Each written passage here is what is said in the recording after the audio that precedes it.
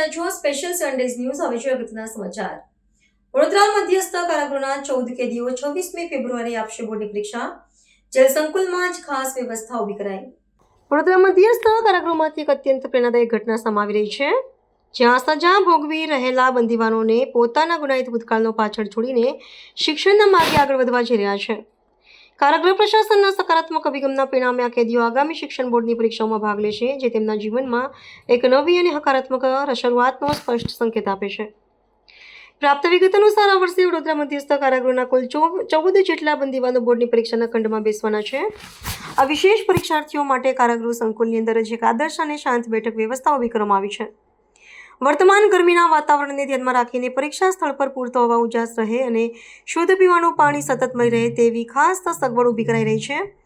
આ સાથે જ પરીક્ષા દરમિયાન કોઈપણ પ્રકારની ગેરરીતિ ન થાય તેની સંપૂર્ણ તકેદારી રાખવા માટે તંત્ર દ્વારા ચુસ્ત સુરક્ષા વ્યવસ્થા પણ ગોઠવી દેવામાં આવી છે.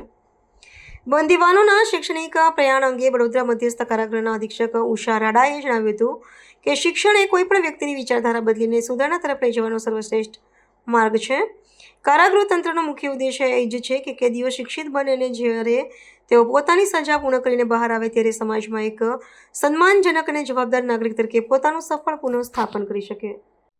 વડોદરા મધ્યસ્થ જેલમાં 10મામાં ટોટલ 8 કેદીઓ છે અને 12મામાં 4 કેદીઓ છે અને દાહોદથી જે 2 કેદીઓ આવે છે. ટોટલ મળીને 14 કેદીઓ આખું 10મા 12માની એક્ઝામ આપી રહ્યા છે.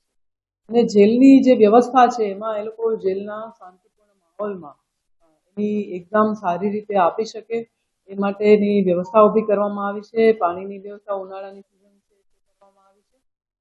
જેલનું એક સુરક્ષિત વાતાવરણ એમને પૂરું પાડવામાં આવ્યું છે.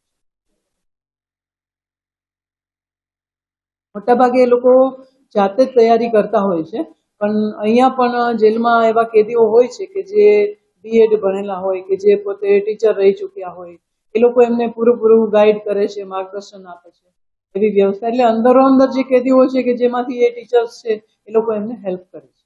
અમને દર વખતે અહીંયા કેદી ભાઈઓ માટે બેઠક વ્યવસ્થા આપવામાં આવે છે એવી